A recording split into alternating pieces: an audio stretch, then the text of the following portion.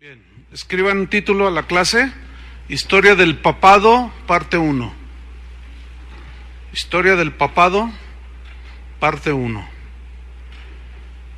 Bien, a partir del siglo XVI, a partir del siglo VI, se inicia oficialmente el papado, o sea, de una manera oficial. Ya se veían los reclamos, pero de una manera oficial en el siglo VI se inicia el papado hasta la fecha. Ahora, recordemos que originalmente la misión de la iglesia fue predicar ¿qué? A Cristo, ¿sí? El Evangelio, y hacer discípulos en las naciones y ser luz del mundo. Recordemos Mateo 5:14, vosotros sois la luz del mundo. Los primeros cristianos estaban totalmente enfocados a esa encomienda. Mateo 28, 18 al 20, Mateo 28, 18 al 20, dice: Jesús se acercó y les habló diciendo: toda potestad o autoridad me es dada en el cielo y en la tierra, por tanto, id, esta es la encomienda, id y haced discípulos a todas las naciones. ¿Hacer qué? ¿Discípulos de quién? ¿De ellos o de Jesús? Se entiende, ¿no? Bautizándolos en el nombre del Padre, y del Hijo y del Espíritu Santo, enseñándoles que guarden, que obedezcan todas las cosas que os he mandado. Y aquí yo estoy con vosotros todos los días hasta el fin del mundo. Los primeros cristianos no se complicaban la vida y siempre predicaron el Evangelio, enseñaron las verdades del Evangelio, y ellos hacían discípulos para Jesús. En Efesios 3:10, Pablo escribió lo siguiente, dice Efesios 3:10: para que la multiforme sabiduría de Dios sea ahora dada a conocer por medio de la iglesia. O sea, ¿por medio de quién Dios diseñó, destinó que su sabiduría, el Evangelio, el conocimiento de Dios fuese extendido? ¿Por medio de quién? De la iglesia. ¿Quién es la iglesia? Todos los redimidos, los salvados por Jesús, los nacidos de nuevo, los limpiados por su sangre. Jamás se ve en el libro de los Hechos o en el Nuevo Testamento que los cristianos forzaran a la gente a creer. No se ve eso. Ellos entendían perfectamente que su tarea era predicar, y cada quien le daba una respuesta a Dios. Ustedes conocen Juan 3:16: de tal manera amó Dios al mundo que envió a su Hijo unigénito para que todo aquel que en él cree no se pierda, mas tenga vida eterna. Entonces la responsabilidad de los discípulos era predicar el Evangelio, y ya no nuestra responsabilidad que la gente crea o no. Nosotros debemos de predicar. Ellos lo hicieron. Nunca se ve que se forzaba a la gente a convertirse, ¿verdad? Uno de los errores de muchos cristianos de hoy es que no entienden esto y quieren forzar a los hijos. El esposo es cristiano, la esposa no es, y la quiere forzar, o la esposa es cristiana, el marido no es, y lo quiere forzar y lo presiona. Es que tienes que convertirte, es que no es así. Entonces, desde el inicio de la iglesia hasta fines del primer siglo, la iglesia tenía una característica: todas eran independientes entre sí. Era una sola iglesia, pero cada congregación en cada localidad era independiente entre sí, es decir, se gobernaban de una manera autónoma, ¿sí? Cada iglesia tenía un grupo de ancianos que gobernaban la iglesia, las iglesias locales, que así se les llama. Pero dentro del grupo de ancianos siempre había entre ellos un pastor responsable, ¿sí? Un pastor que dirigía, pero que tenía un grupo de ancianos que de una manera colegiada gobernaban la iglesia, pero había un responsable directo ante Dios, un pastor, pero eran varios los que gobernaban. Por ejemplo, aquí en Casa de Oración somos ocho pastores los que gobernamos la iglesia. Aunque yo soy el pastor, por decirlo de una manera, titular, ¿sí? sobre quien recae toda la responsabilidad del ministerio aquí, pero yo no tomo decisiones arbitrarias, no me conviene. Las mejores decisiones siempre las he tomado de manera colegiada, o sea, con un grupo de ancianos, porque la Biblia dice que en la multitud de consejeros hay sabiduría, y muchas veces, casi siempre, Dios le da a uno una parte, otro otra parte, y entre todos gobernamos, pero hay veces en que hay que tomar decisiones ya finales, y es ahí donde a uno le corresponde como pastor, y uno es responsable directo. Esto se ve claramente en el capítulo 2 y 3 de Apocalipsis, ¿sí? Allí Jesús le revela un mensaje al apóstol Juan a las 7 iglesias de Apocalipsis. Ustedes conocen esto, ¿verdad? Y todos los mensajes dados a cada una de las iglesias inician con la frase: escribe al ángel de la iglesia que está en Éfeso, escribe al ángel de la iglesia que está en Esmirna, escribe al ángel de la iglesia que está en Pérgamo, etcétera. Y el ángel, aquí ángel, en el griego, el significado estricto es el enviado, ¿sí? Un ángel es un enviado, es uno que tiene una encomienda. Entonces, aquí ángel es una mención al pastor, porque los ángeles no pastorean. ¿Están conmigo? Los ángeles no pastorean. Entonces es evidente, todos los teólogos están de acuerdo en que se refiere al pastor responsable y titular de cada una de las iglesias que en sí representaban toda la región. Eran 7, pero de esas 7 había un montón que tenían influencia, pero cada una se gobernaba de una manera autónoma. Porque si ustedes se fijan, no dice, escribe al ángel que tiene bajo su cobertura la iglesia fulana, sultana, mangana y perengana. No, ese concepto no existe en la Biblia. Ya después lo vamos a estudiar. Entonces, ahí es claro pues de que había un titular en cada iglesia. Y bueno, así era en sus inicios, así permaneció durante una buena cantidad de años, pero al correr de los años, los obispos empezaron a pelear el dominio sobre otros obispos, sobre otros presbíteros, otros ministros del evangelio. Comenzaban a enseñorearse, a decirles que tenían que estar bajo su liderazgo, si no, la mano peluda se las llevaba, y cosas de esas, ¿no? Todo eso prevaleció en ese tiempo, y el día de hoy lo que prevalece, bueno, la Iglesia Católica pues tienen su papa, ¿no? Y él es el que gobierna, y luego vienen los cardenales, los obispos y toda la jerarquía, ¿no? Pero en el cristianismo evangélico, o las iglesias cristianas como la nuestra, el día de hoy se ha soltado toda esa doctrina de los apóstoles y los profetas. Ustedes han oído de esto, ¿no? Y yo les llamo los vendecoberturas.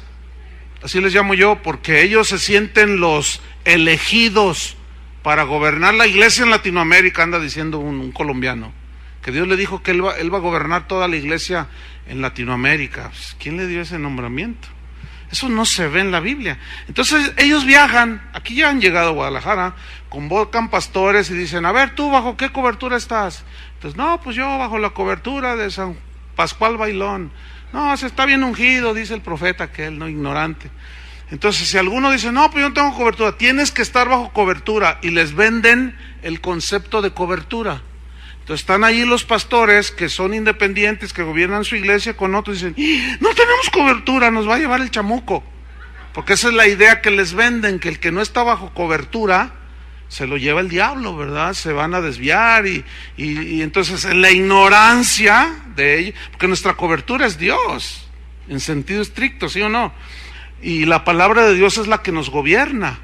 Entonces les venden la idea de que tienes que estar bajo cobertura.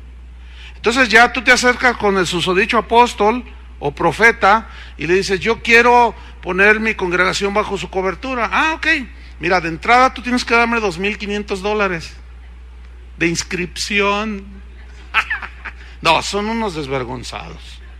No, son unos ladrones, así de plano, toda esa gente.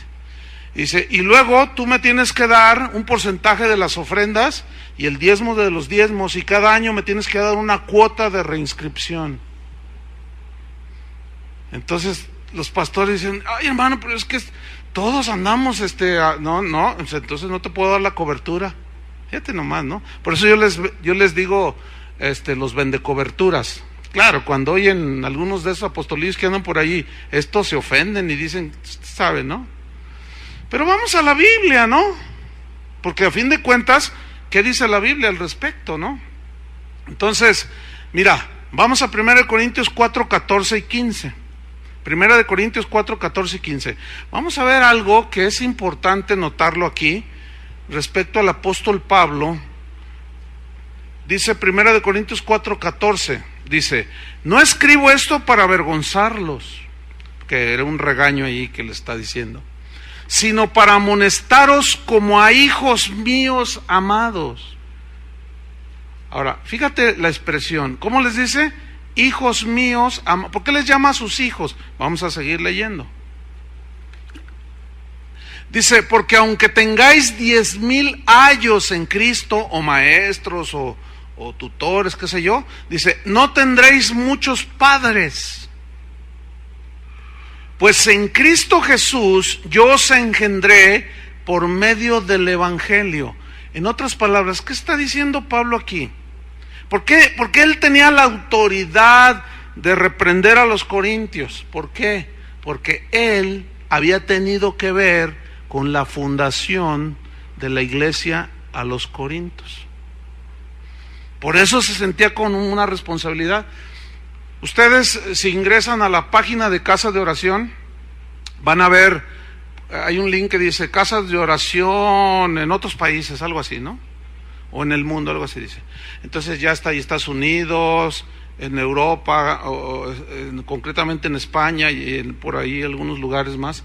Y luego tenemos Sudamérica, así, ¿verdad? Entonces, nos mandan correos. Yo ahorita hablo mi correo, voy a encontrar por lo menos de 4 a 5, a veces llegan hasta 8 o 10 solicitudes diarias de iglesias alrededor del mundo que solicitan nuestra cobertura.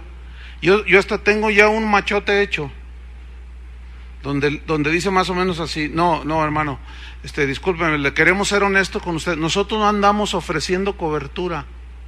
Las iglesias, las casas de oración que usted ve allí, es porque nosotros de una manera directa o indirecta, ¿cómo directa? Es cuando enviamos a alguien. De una manera indirecta es cuando alguien que salió de aquí, algún conocido ya, que sabemos de su testimonio, de su vida, que está iniciando y que no sabe, entonces lo asesoramos, pero tiene que ser algo de Dios, ¿verdad? O sea, no son iglesias ya formadas concretamente, ¿me explico?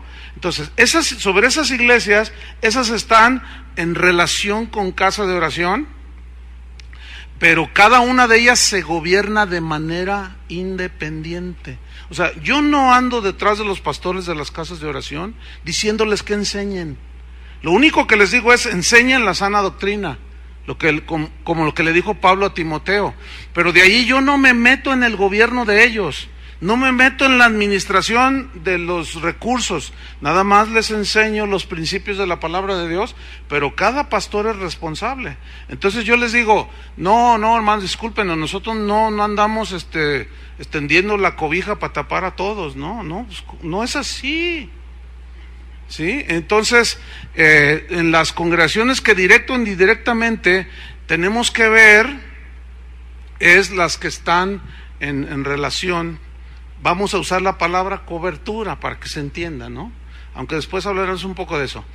Entonces, Pablo aquí utiliza la palabra padre, ¿verdad? Dice, pues aunque tengáis 10,000 años, ayos en Cristo, no tendréis muchos padres, pues en Cristo Jesús yo os engendré por medio del Evangelio. Entonces Pablo utiliza la palabra padre, y esta palabra padre, el concepto así bíblico aquí que Pablo está dando a entender, dice, ustedes son mis hijos, yo soy como su padre espiritual, porque yo los engendré por medio del Evangelio, o sea, son como mis hijitos. porque yo les prediqué, los he visto crecer, por eso los amonesto, los reprendo, los consuelo, etcétera. Pero esta palabra padre comenzó a ser abusada. Su uso comenzó a ser de una manera abusiva, ¿sí? Y en el año 499, el obispo de Roma se autoproclamó Padre Universal. O sea, yo soy su padre. Yo soy su padre de todos. Cuando es obvio que él no engendró en el Evangelio a todos los católicos que tuvieran eventualmente. No, ¿verdad? Entonces comenzó a autoproclamarse Padre Universal de la Iglesia, o sea, obispo, ¿sí?, de toda la Iglesia. ¿Se acuerdan que Jesús dijo, y no llaméis Padre vuestro a nadie aquí en la tierra? ¿Se acuerdan que dijo? ¿Saben qué significa allí? La palabra Padre viene de una palabra griega que significa fuente, de donde proviene todo. Entonces, cuando Pablo dice, yo soy como un padre para ustedes, porque yo los engendré, o sea, fue a través de mí, ese es el sentido original, fue a través de mí, Dios me usó para hablarles el Evangelio, entonces yo me siento con responsabilidad de cuidarlos a ustedes en las cosas de Dios, pero no como la fuente de toda la vida, porque la fuente de la vida, ¿quién es? Dios. En ese sentido, Él es Padre. Y en ese sentido, en ese contexto fue que Jesús dijo, no llaméis Padre vuestro a nadie en la tierra. O sea, no diga, tú eres la fuente de mi vida, sin ti yo no puedo hacer nada. No, porque eso es idolatría. Pero Pablo sí utiliza la palabra Padre, pero con esas limitaciones. Nada más de que sentía la responsabilidad de supervisarlos espiritualmente. Entonces, bueno, el día de hoy hay muchos que se pelean, ¿verdad?, el puesto de supremacía sobre la iglesia cristiana, porque según ellos Dios les dijo, tú vas a ser el apóstol de Latinoamérica, o sea, el jefe, pues, ¿no? Entonces ahí andan viajando y andan vendiendo su cobertura. Volviendo aquí a la historia del papado, en las listas de papas de la Iglesia Católica, si tú consultas la Enciclopedia Universal, Enciclopedia Británica, etcétera, ahí vas a encontrar la lista de los papas, pero desde el punto de vista católico, y yo voy a tomarlo, de hecho de ahí tomé mucha información de lo que está disponible en las enciclopedias.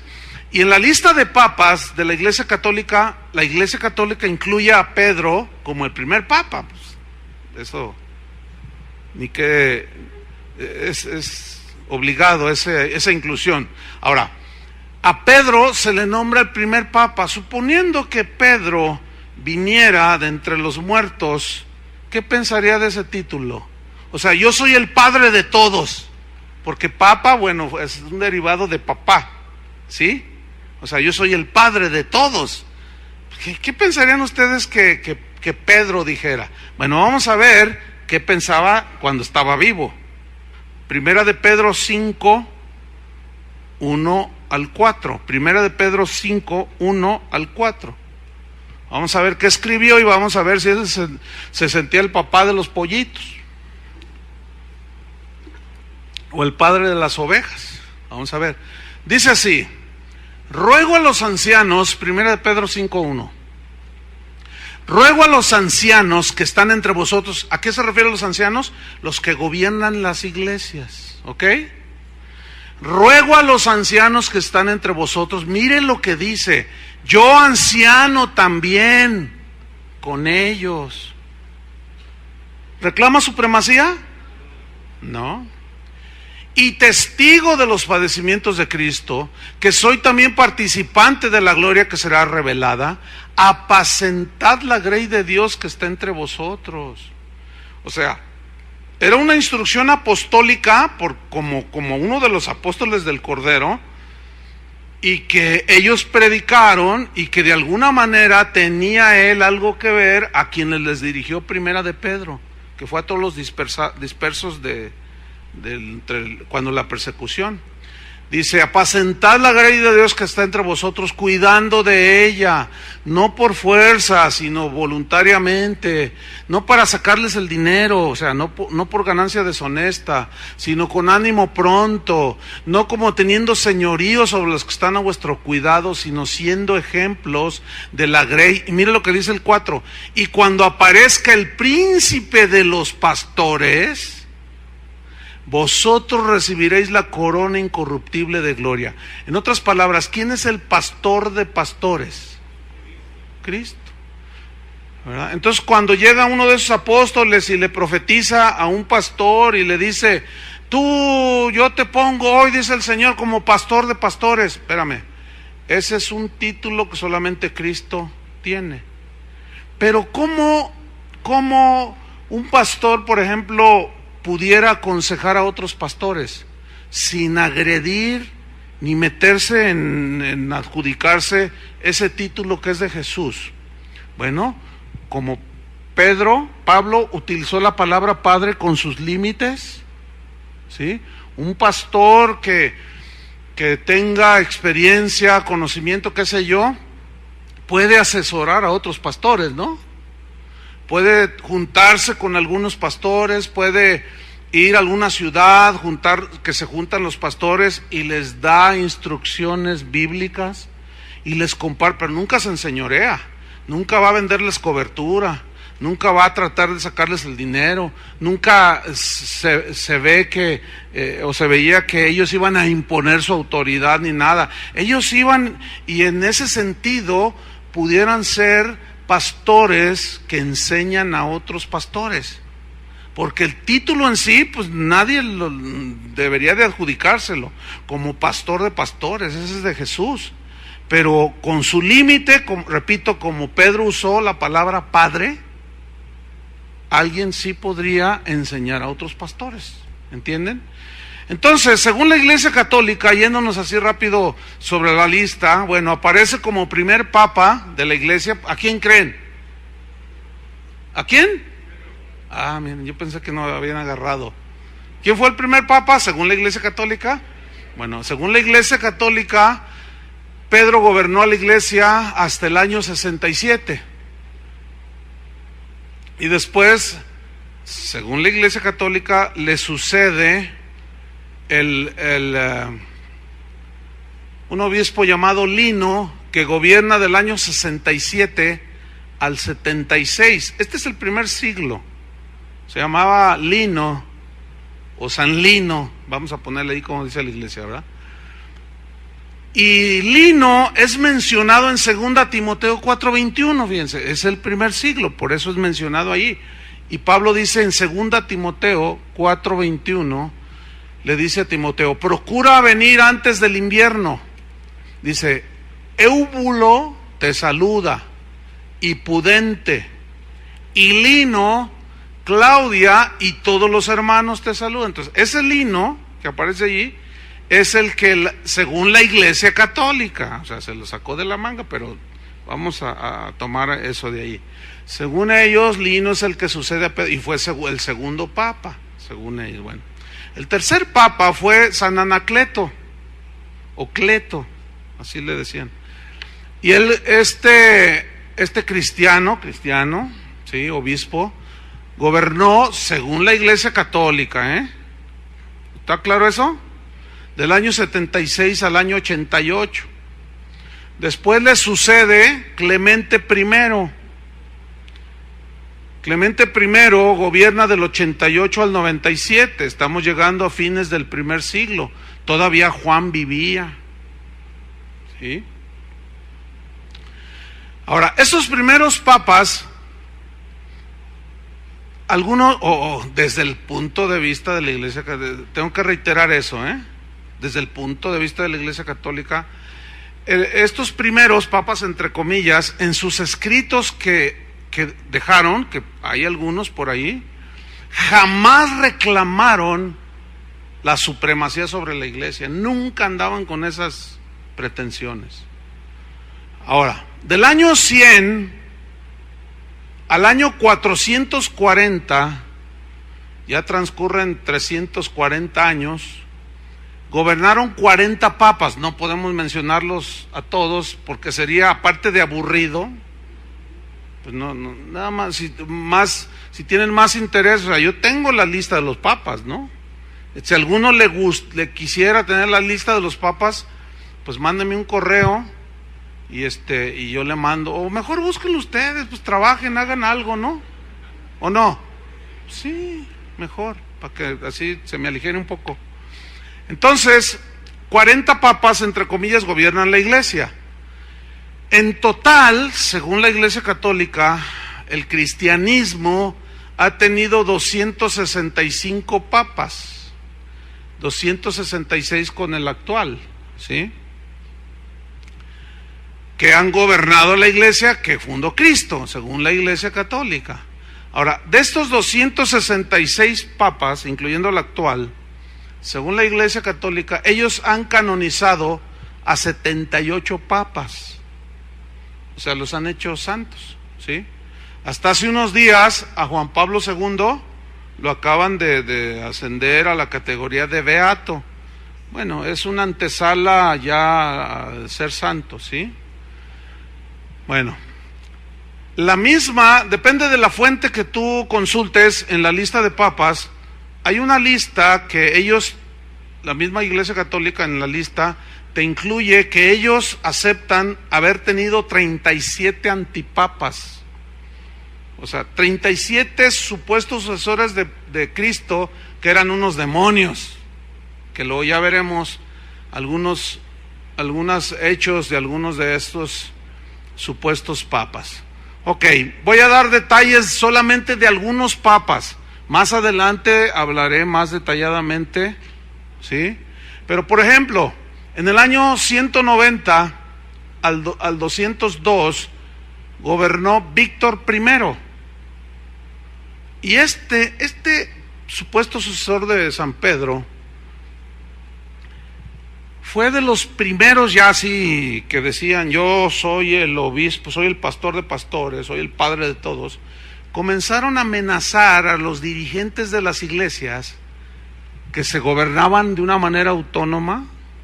Comenzaron a amenazarlos para que se les sometieran, para que estuvieran bajo su gobierno, o entiéndase, bajo su cobertura, ¿sí? Y la respuesta en ese entonces de los pastores, obispos, los que gobernaban, se juntaron y le mandaron una carta y le dijeron esto: mira, Víctor, tú preocúpate de tu iglesia, o sea, donde él era pastor. Tú preocúpate de tu iglesia y no quieras gobernarnos desde Roma, porque nunca fue así. Y ustedes saben que todas las iglesias católicas alrededor del mundo están sometidas, sí o sí, de una manera estricta al gobierno del... Lo que diga el Papa ya es lo que se hace. ¿Ustedes sabían que lo que se predica en todas las iglesias católicas es lo mismo? Sí saben, ¿no? O sea, si tú vas a la iglesia de aquí, San Pío o Santa Filomena, bueno, y luego vas a la catedral, es el mismo sermón, es el mismo. Algunos cardenales, bueno, son más políticos que predicadores, ¿no? Y tocan el punto del versículo, ¿verdad? La lectura bíblica de hoy, entonces pasan a un laico y lee el pasaje, ¿no? Y leen el pasaje de los dos hermanos, el que sea, y luego ya lo mencionan así brevemente y luego sueltan su mensaje político, ¿verdad? Eso es nada más para cumplir con el protocolo. Pero todas las órdenes salen de Roma. Imagínense qué cosa tan ilógica. Miren, cada congregación, cada iglesia tiene su particular necesidad. Cada iglesia va en un desarrollo distinto al de otro. Es como el ser humano en la familia, en la familia. Cada uno va creciendo en madurez, en estatura, en años, y cada miembro de la familia es muy distinto. El papá es distinto a la mamá, Juanita es distinta a Pablito, Pablito es distinta a Pedrito. Entonces cada uno se debe de ir dirigiendo y gobernando por los padres, papá y mamá, de una manera individual conforme a la necesidad de cada uno de sus hijos, ¿cierto o no? Bueno, así como dentro de la familia son distintas las necesidades, cada familia es distinta. Mi familia tiene necesidades, situaciones muy diferentes a las tuyas. Yo como padre tengo que ver cuáles son esas necesidades y yo tengo que suplir esas necesidades. ¿Sí? Bueno, de igual manera son las iglesias. Por eso el mensaje a las 7 iglesias, 7 es número completo en la Biblia, se refería a cada iglesia, pero a todas en total, en general. Y cada iglesia tenía diferente situación, por eso cada mensaje a las 7 iglesias fue diferente. No fue igual. A una les dijo, tú estás bien tibio, te voy a vomitar de mi boca. A otro les dijo, no, tú has permitido doctrinas de esa mujer mala llamada Jezabel. Arrepiéntete, le dice. A otro le dice, no, has guardado mi palabra, ¿verdad? Yo también te guardaré has sido fiel hasta el final, yo te tendré tu candelero. Mensajes totalmente distintos, ¿sí? Por eso es un error gravísimo, es una agresión al Espíritu Santo pretender un triste mortal tratar de gobernar la iglesia diciendo qué es lo que se enseña todo, en todos lugares, lo que él dice. ¿Saben que aún así son muchas denominaciones cristianas? ¿Sí? El gobierno central, ellos hacen su constitución, su Biblia aparte, por decirlo de otra manera, y se abocan a eso, pero los líderes de la denominación dicen que se ha de hacer. Si vieran cada cosa que se da, por ejemplo, hay pastores que los ponen en un lugar y empiezan a crecer, ¿sí? Entonces, está alguno de los obispos, les llaman obispos, entonces ven que aquel está creciendo una iglesia bien grande, entonces llegan, entonces dicen, bueno, yo como obispo tengo esta jurisdicción, ahora te cambio y te mando allá al Cerro del 4, ¿verdad? A iniciar otra iglesia. Entonces el otro no puede decir nada, porque pues lo pusieron. Entonces ese obispo lo pone de pastor a su hijo, o a su compadre, bueno, no hay compadres, ¿no? O a su amigazo, o ¿por qué? Porque es una iglesia, ella es una de basura que ustedes no se imaginan. Si les interesa estudiar eso, bueno, ya métanse al estudio de los gobiernos de las iglesias denominacionales, se van a dar cuenta de cada cosa. Así no era, ni debe ser, sin embargo, y desgraciadamente es, ¿verdad? Entonces, al entender esto, fíjate, el conocer esto, bueno, nos ha permitido no tratar de ser la solución para todas las congregaciones que han surgido de casa de oración, en este caso. Yo no les digo, pregúntenles a cualquier pastor, yo no les ando diciendo. Ellos me consultan sobre algunas cosas en particular y yo nada más les doy un consejo, ¿sí? Hay veces que gente de algunas de las iglesias me manda correos, pastor, es que el pastor no me gustó que hizo esto, que dijo esto. No, vaya con el pastor y dígaselo a él. Pero es que usted es ¿yo soy el qué? ¿Soy el papá? ¿Soy el qué? El que gobierna a todos y hacen lo que yo digo. No, olvídenlo. Yo nunca voy a hacer eso, con la gracia de Dios, porque lo entiendo. Y son situaciones menores. Cuando son acusaciones ya complejas, ese es otro asunto y ya se ve cada caso en particular. Bueno, pues Víctor o San Víctor comenzó a querer gobernar a todos y le mandaron su mensajito: tú ocúpate de tu iglesia y no nos quieras gobernar desde Roma. O sea, lo pusieron en su lugar. Después vamos al año 218, al 223, y aparece Calixto I. Bueno, Calixto I fue el que citó Mateo 16, 18, los versículos que leímos en la clase anterior, que empezó ya a decir, es que la Biblia dice que yo soy el cabezón, la cabeza de la iglesia. Fue Calixto I, ¿sí? Y reclamó la supremacía sobre todos como el padre de todos. Y bueno, mira, Tertuliano fue otro de los padres de la iglesia, también muy importante. Él era un abogado y se constituyó defensor de las escrituras. A veces me confundo, Tertuliano. No, el que fue abogado fue Justino Mártir. Luego corrijo si estoy equivocado. Pero Tertuliano, que fue otro de los padres de la iglesia, también defensor de las Escrituras, le dijo a Calixto I, cuando empezó a decir que yo soy el mero mero, le dijo: eres un usurpador, le dijo. Ahora, Tertuliano era un obispo que tenía mucha fuerza espiritual y lo reprendió. Y le dijo: tú no eres obispo de obispos. ¿Quién te constituyó? No, es que las Escrituras lo dicen. Ese fue con Pedro y no hay sucesión. O sea, lo confrontó. Pero como era el obispo de Roma, influencia política, económica, bueno, pues siguió insistiendo. De los años 223 al 314, según la Iglesia Católica, hubo 15 obispos o 15 papas que presionaban fuertemente para que el obispo de Roma, o sea, siguieron a Calixto I, siguieron insistiendo para que de una manera oficial el obispo de Roma fuera llamado obispo de obispos.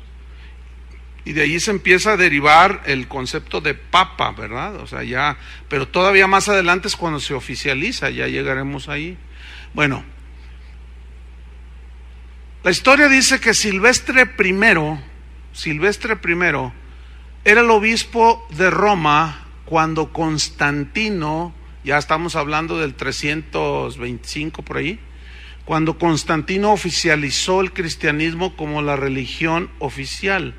Año 325 aproximadamente, un poquito antes, pero Silvestre I, él era el obispo, ¿sí? Ahora, recordemos que Constantino convocó al concilio de Nicea, ¿se acuerdan de eso? Que fue exactamente en el 325. Bueno, en ese concilio de Nicea, aparte de atacar la herejía del arrianismo, se le da a los obispos de Alejandría, que es en Egipto, y al obispo de Antioquía, que era en Siria, y al obispo de Roma. Allí ya es cuando un gobernante empieza a meter la mano, en el caso de Constantino. Y hagan de cuenta que hace una división de 3 localidades: Alejandría en Egipto, Antioquía en Siria y el obispo de Roma, y les da a esos 3, o sea, él les dice: pues tú vas a gobernar aquí. O sea, ya era el gobernante diciendo que se hiciera en la iglesia, ¿sí? Y vemos aquí que cómo empieza lo que algunos llaman el maridaje, sí, o sea, como marido y mujer, entre el Estado y la iglesia, ¿sí? O sea, el poder político con el poder religioso allí coqueteando, ¿verdad? Tú me das, yo te doy. ¿Qué onda? ¿Nos casamos? Pues órale, tú eres mi esposa, yo soy el esposo, en fin. Bueno, en el concilio de Sárdica, en el 343, es donde se le otorga al obispo de Roma la autoridad sobre todos los obispos de la iglesia. Repito, fue en el concilio de Sárdica o en Sardis en 343, donde ya en un consenso se nombra, finalmente gana el obispo, el poder del obispo de Roma, y se le nombra, se le otorga el título de obispo de la iglesia. O sea, ya uno solo gobernando la iglesia, y comienza la debacle o el declive de la iglesia de Jesús. Pero hay un detalle aquí, fíjense: a ese concilio de Sárdica no convocaron a los obispos de Oriente, del Oriente. Eso se llama, hoy le llamaríamos madruguete, ¿sí? O golpe de púlpito, ¿sí? O sea, dicen, vamos a organizarnos. Citan a los obispos de las regiones que ya mencioné, pero a los obispos de Oriente, ¿sí? O sea, al que estaba en Jerusalén, al que estaba en toda la región donde Jesús se movió y los apóstoles tuvieron, a esos no, los llamaron, o sea, les dieron su madruguete. Y ahí entonces nace la lucha del control de la iglesia, ¿sí? Entre Roma y Constantinopla. ¿Se acuerdan que Constantino funda Constantinopla y dice, esta es la capital del imperio, y allí había un obispo? Bueno, a ese no lo llamaron. O sea, Constantinopla es lo que hoy es Turquía, actualmente, ¿sí? Entonces, al no llamarlos, bueno, estos se sienten también pues ofendidos, y comienza una lucha por el control. Pero para entonces ya algunos de los obispos que estaban gobernando la iglesia ya eran hombres que ni nacidos de nuevo eran. Porque acuérdense que Constantino, cuando oficializa el cristianismo, todo el dinero que el Imperio Romano daba para la manutención de los templos paganos, cuando cesa la persecución, todos esos recursos le son dados a la iglesia. Entonces la iglesia comienza a enriquecerse. Entonces los pastores comienzan a tener mucho dinero en sus manos, y ya cesa la persecución. Entonces los que están acá afuera decían, oye, pues conviene ser obispo, ¿no? Pues John Hus, que fue uno de los reformadores de la iglesia, por ahí en el año 1230, por allí, él dijo que originalmente quería ser obispo, que él quería ser un presbítero, un obispo, un sacerdote, por la clase de vida que llevaban, que hacían de todo y nadie les hacía nada. Entonces comienza esa lucha. En el año 440, según los historiadores, es cuando se llama por primera vez papa al obispo de Roma. En el 440, fíjate, según los historiadores, es cuando se le llama por primera vez al obispo de Roma, se le llama papa, y era León I.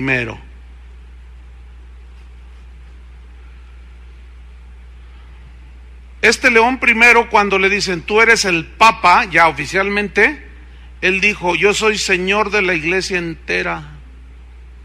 Él solo dijo, yo soy señor de la iglesia entera. Él dijo, el que resiste mi autoridad, con seguridad al infierno irá. ¿Dónde he oído eso? ¿Dónde he oído eso?